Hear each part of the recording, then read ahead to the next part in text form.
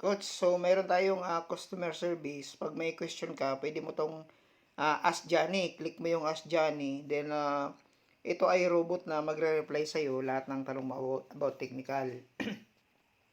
So, 24/7 din yan na sumasagot yung Ask Johnny.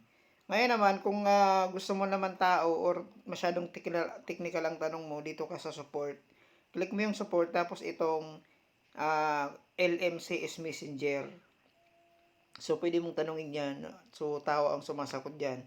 So, pag may concern sa loading at medyo problema or hindi ka makasend, click mo tong status kasi dyan mo makikita kung yung ano ba natin ay may problema. So, nakalagay naman dyan, all services are online. Okay, so, lahat ng mga, let's say, sa e-loading, sa bills, so, makikita mo dyan yung mga, kung may problema sila. So, may mga check naman yan. So, pag pula or walang check, ibig sabihin may problema. So ibig sabihin, yung e-loading is operational. So, wala naman siyang problema. So, ang gawin mo lang, yung Mana Wallet mo, kailangan ma-convert mo into load wallet.